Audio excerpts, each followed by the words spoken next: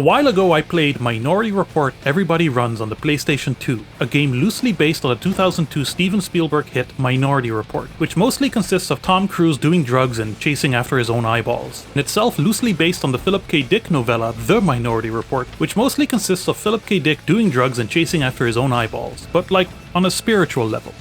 This rant isn't about that game. If you want to learn more about Minority Report Everybody Runs as a game, play it. Or here's a video I recommend.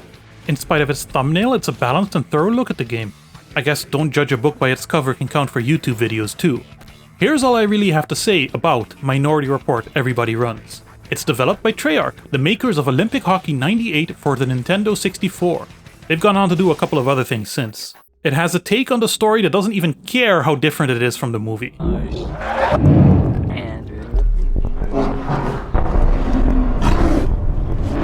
It also has Clancy Brown doing his best Neil Breen impersonation. And the people I put away with alternate futures? My God, if the country knew. Some of the most impressive ragdolls ever produced by the PlayStation 2. Breakable glass panels. In fact, almost every object is breakable, and it looks awesome in combat. Combos, jetpacks, robots. The plants move when you walk through them. And finally, you can repeatedly punch cops in the dick. What more could you want from a game, really? When you look up reviews, they'll be mostly negative, saying things like it's boring, it's rushed, it's repetitive. You know, everything you would expect to read in a game review of what seems on the surface to just be another licensed cash-in. Oh, you may have forgotten, but game reviews were things that used to be written by people who were paid for it. That is, until the entire games media industry was hollowed out by greedy publishing companies, the destruction of the open web by tech giants, and relentless attacks on women and minorities and anyone affiliated with them by people who think billionaires will become their friends if they just hate hard enough. Nowadays, you're more likely to find structured, authoritative opinions on games, new and old, on a place like YouTube, where it ranges from enthusiastic and deep and fascinating analyses to people with a Wikipedia section titled Allegations. And none of this is even mentioning the ravages of generative AI on the entire concept of human authenticity. My point is the power of language. Reality is what we say it is, and what they say it is. The words we hear, that we choose to listen to, determine how we feel, and how we think, and how we talk. That includes how we feel, think, and talk about games. This beautiful, unique, interactive, still nascent medium with so much potential that is constrained only by computer processing power and a group of conniving, greedy monsters that callously vacuum up all the efforts of overworked and tired developers. And it's made the discourse so lazy. It makes it so hard to talk about games without someone chiming in with an angry response that isn't even their own opinion. So when James Rolfe, bless him, takes a beer bottle-shaped shit on Superman 64 or whatever, and millions of people watch it and take those words as gospel, that means now everyone knows Superman 64 is bad without having ever played it themselves. Even though playing Superman 64 is as easy as downloading Project 64 and going to .github.io to get the ROM. Now, this just so happens to be an awful example because Superman 64 absolutely deserves its reputation, but the reason I know this is because I played it myself. So why would I play a game that is universally considered to be a bad game? Or why would you?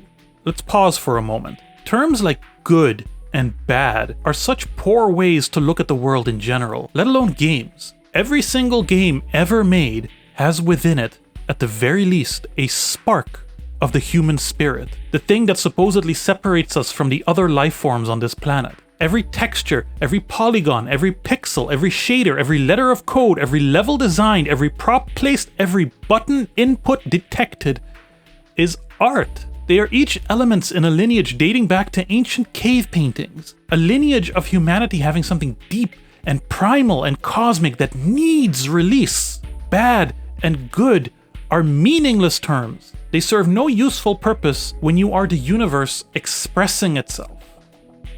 I, personally, don't care for the Kingdom Hearts games. Nothing about them stirs anything in my soul. Does that make them bad games? Does that make them good games? Does it matter if anyone calls them bad when there's so many people who love and adore them? Or even just one person? Does a game being called bad, for whatever reason, mean it's not worthy of analysis, of being looked at, of being played?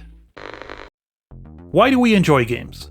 Why do we play games in addition to watching movies or listening to music or reading books?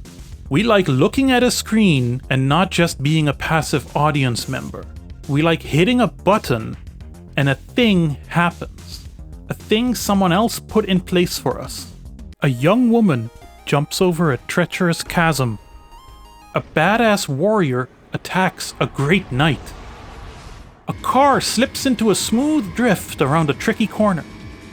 A father desperately yells his son's name over and over and over.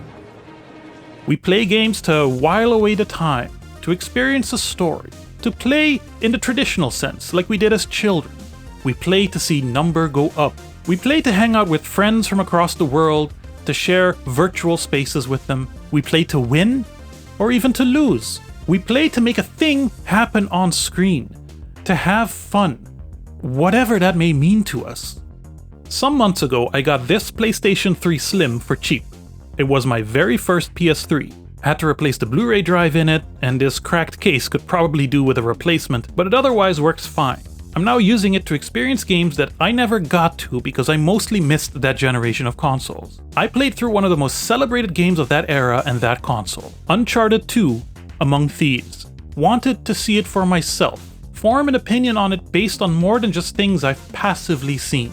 Even to this day, what feels like a few centuries later, third-person action games are still aping its approach to shooting and platforming and spectacle, and it is indeed quite a spectacle. But I felt nothing. Does this mean the people who liked it were wrong? Does this make Uncharted 2 a bad game actually, in spite of all the praise it got? Why am I still asking this question? Did I not just say the word bad is meaningless? Uncharted 2 was simply not for me.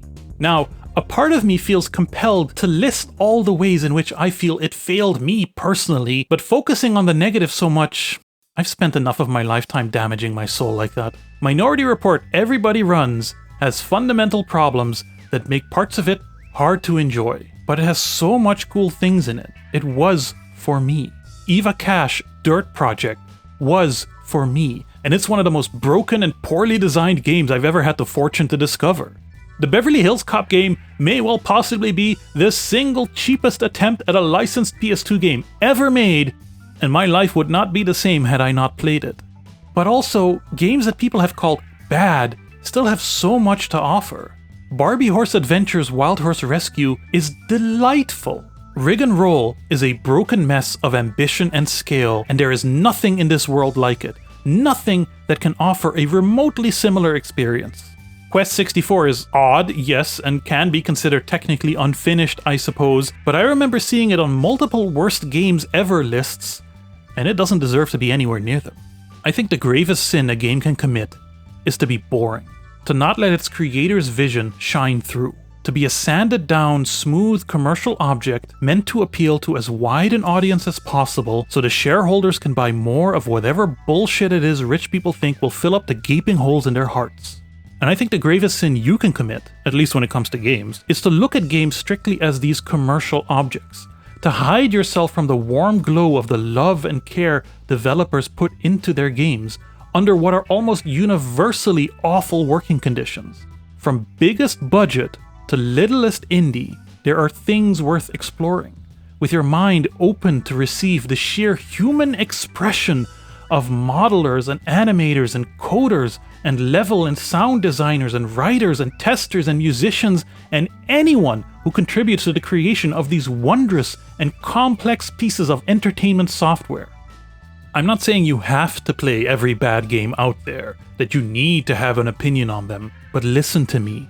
Don't take the words and opinions of YouTubers or any other kind of game reviewer as your own opinion. You might like Buck Bumble for more than just that one awesome song. You might dislike a cult classic that everyone kept recommending to you. With each experience, you learn something about yourself. That's you and the creators of those games connecting, communicating, sharing this human experience for better or worse, for better and worse, without any middleman trying to take a cut. In the caves and on the rocks of the tiny Caribbean island of Aruba, my ancestral homeland, there are these drawings left by the native Kaikatio people. Hundreds of them. These people were entirely erased from existence within a decade of contact with European explorers. We will never know what these drawings meant to them, what they symbolized, what they represented. But this is a part of them that survives, a heritage. These drawings, from striking animal portraits to loose little scribbles, exist. A piece of the soul of their creators lives on and multiplies in every picture taken of them. Just like bad games, they are products of human creation, of the universe unfolding in such a way that these little critters on the surface of a planet have learned to put lightning in a potato chip, and out comes Tetris Effect.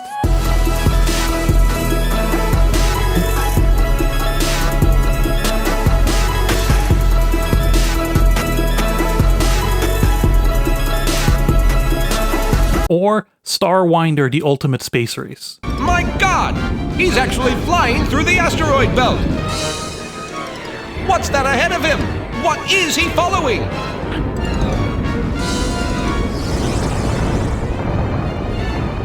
But understand one thing. Both are miracles. Minority Report Everybody Runs is not a hidden gem. For one, gems are worthless. Shiny rocks. Things only a mere ape would ascribe value to. But the reviews of the game say it's boring, repetitive, cheap, and shallow. And while in some ways they may be correct, in playing it I found myself in awe of the technology, of the design decisions, of the efficiency of crafting something fascinating out of what the publisher undoubtedly wanted to simply be an entirely unremarkable game with the logo of a blockbuster movie on the cover. I'm not saying you need to play Minority Report Everybody Runs. I'm saying that it, like all games, is an artifact, unique in history, a drawing on the walls of a cave, a proof of human existence and creativity. There's joy in this. There's joy in exploring the things people make with your heart open to their expression. There's no joy in mere mockery. There's no joy in asking the machine what you should think. There's no joy in limiting yourself to what others say is good or worth it. Worth what? How could they possibly know what you value? Do you even know for yourself? Look, right now, the maliciously incompetent are in charge of the world, but they won't be for long. While they continue to do as much damage as they can, thrashing about in the panic of their impending oblivion, you need to think for yourself. What are you even here for if not to experience joy, share joy, and multiply joy for yourself and others? There's more games than you'll ever be able to play in your lifetime. Many of them are made just for you, and you don't know it yet. There's things hiding in the darkest corners of abandonware sites and itch.io alike that will change your life, as they have changed mine. So yeah, that means even Eggs of Steel, Charlie's excellent adventure, deserves to exist, deserves to be analyzed, deserves to be played, no matter how nightmare-inducing that cursed egg's little dance may be.